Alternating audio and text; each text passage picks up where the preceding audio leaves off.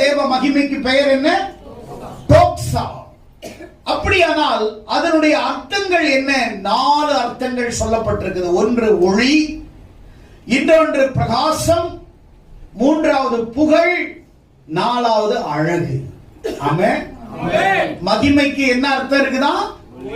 ஒளி, பிரகாசம், புகழ், அழகு.